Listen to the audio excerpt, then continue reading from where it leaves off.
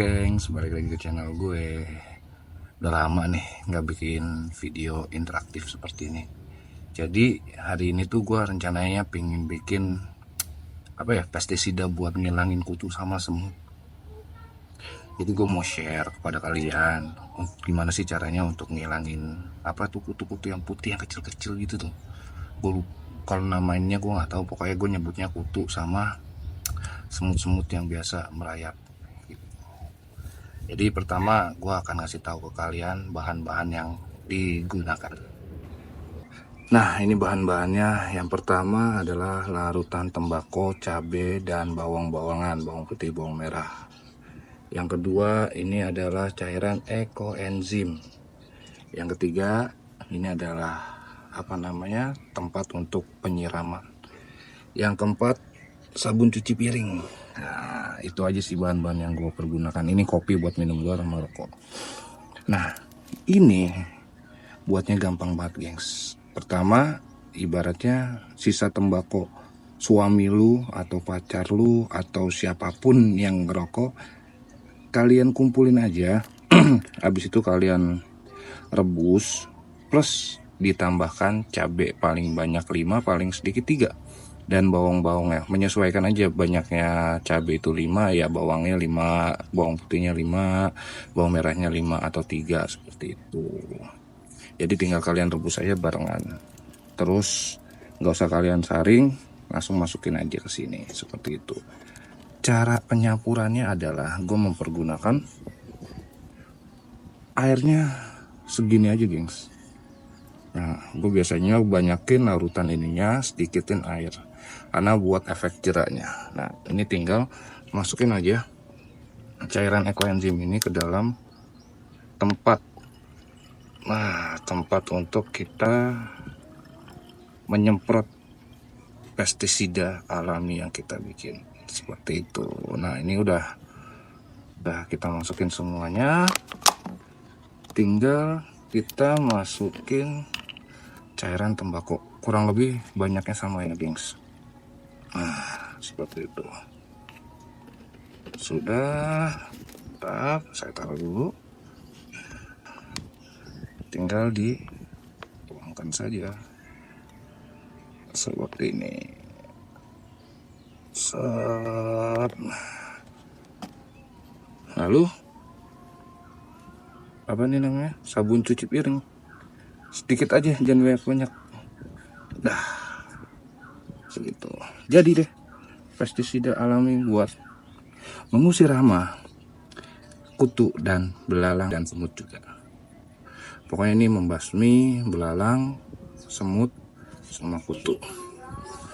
Adek, ini harimau punya gue di rumah. Dia biasanya juga sering ikut naik-naik. Ciki, namanya Ciki. Lagi sibuk banget ya. Oke, langsung aja kita lakukan penyemprotan. Nah, seperti yang kalian lihat, gengs, nih, dan ini banyak sekali di sini. Itu lagi keserang kutu. Kayak gimana ya? Nah, ini nih. Nah, ini nih, ini kutu. Ini juga ada yang warna putih. Tapi ntar coba kita cari. Nah, ini gunanya ini sebagai pengusir.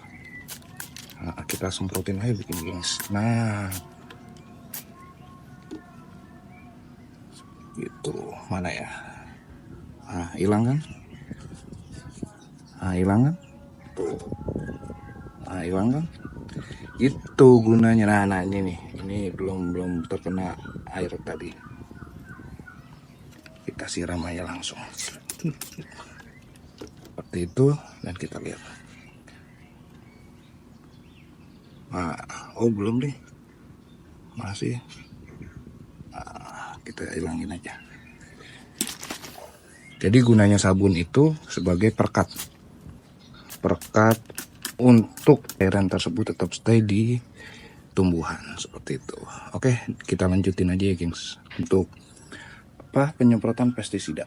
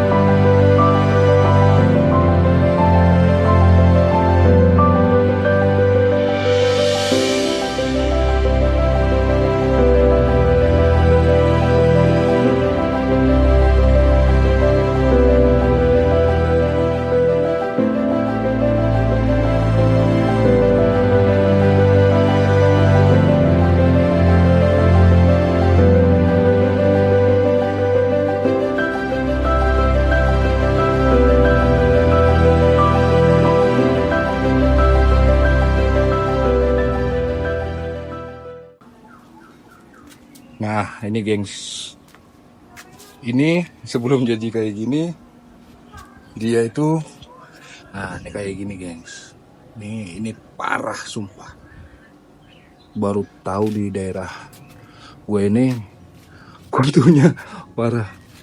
Nah ini udah mulai bagus nih, ini udah dipotong-potongin, jadi buat apa namanya, buat mencegah.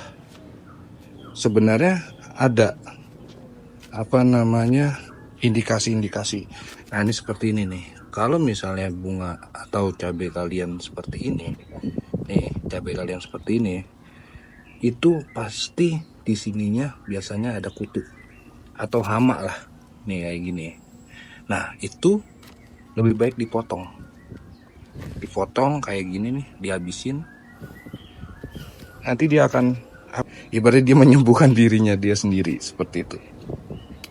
Jadi nah ini udah tadinya seperti itu, prosesnya terus seperti ini, langsung seperti ini, dan terakhir seperti itu guys nih. Nah ini jenisnya kalau di sini dibilangnya cabai besar ya, cabai merah besar. Nah tadinya ini pengen gue petikin gengs, tapi kata nyokap sayang nunggu merah, oke. Gitu. Dan ini juga udah proses mereka untuk memerah. Kalau misalnya kalian melihat dari pandangan langsung sini, ini dia udah agak menguning. Nah ini udah mulai menguning.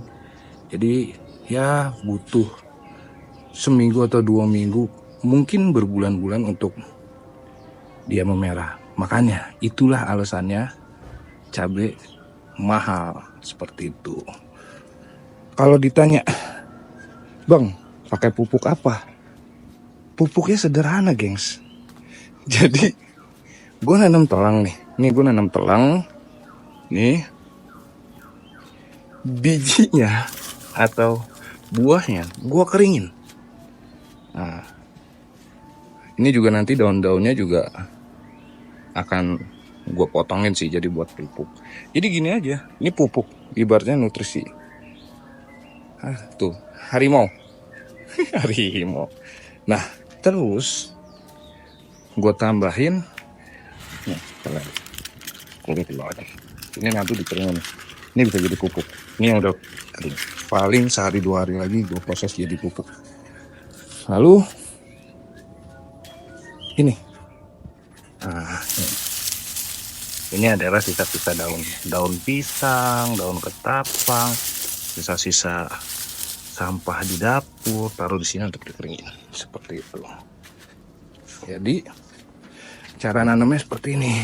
Nah ini tanah, terus pupuk apa ya, ibaratnya ini tanah murni lah, tanah murni, sampah dapur, terus tanah murni plus pup atau kambing seperti itu. Jadi prosesnya seperti itu sih. Dan ini nggak bisa langsung ditanam. Biasanya kalau gue sih nggak gue tanemin langsung. Ini gue tunggu sampai 10 hari karena prinsip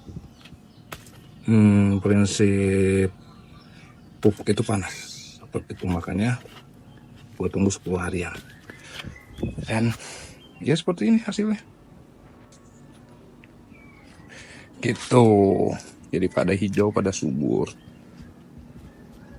Jadi segitu aja gengs, video dari bukan share sih ya, apa namanya, berbagi ilmu tentang dunia tumbuhan. Gue juga baru sih main di dunia tumbuhan, jadi gue punya ideologi itu gimana caranya gue punya lahan kecil tapi bermanfaat. Nah, salah satunya adalah seperti yang di belakang ini, gue nanam cabai, terlang, dan segala macam ya.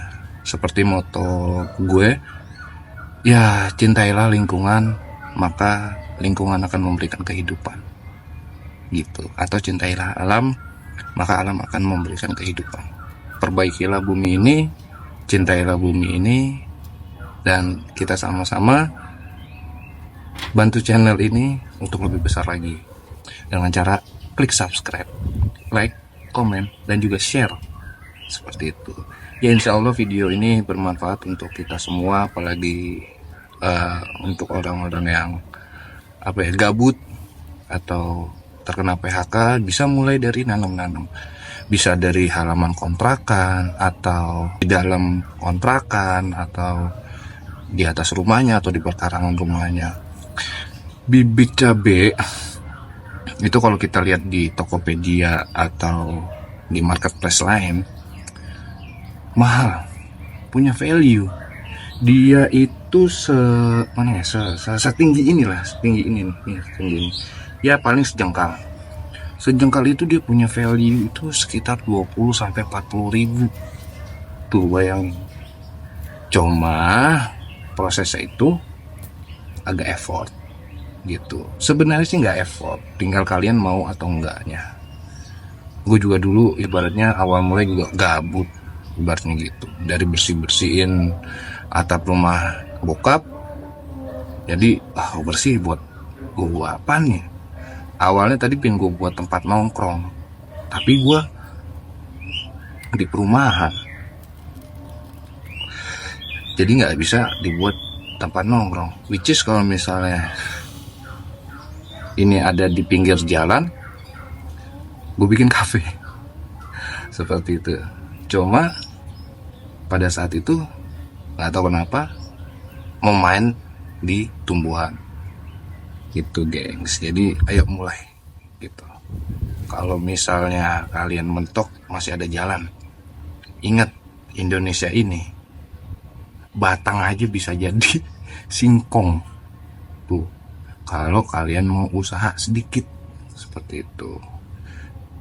Jangan pantang nyerah, kill the time. Jadi ibaratnya buduh kemalasan kalian. Dan ya inilah hasilnya. Gue gak expect bener, dari 1, 2, akhirnya ke puluhan. Seperti itu. Kita tetap semangat, bantu channel ini terus berkembang. Nanti gue akan share lagi gimana caranya untuk mengolah lahan sempit. BTW juga ini ada satu project yang dimana teman gue itu mau main ikan. Nah, di daerah gue, di lingkungan gue itu ada Karang Taruna, jadi mereka ini mau bekerja sama atau berkolaborasi. Kebetulan gue ini adalah seorang penasehat di situ, jadi gue hanya bisa menolong dia, biarkan mereka itu berkembang dengan ideologinya. Oke, akhir kata, Assalamualaikum warahmatullahi wabarakatuh. Nama gue Octavianus Pandu, cabut ya gengs.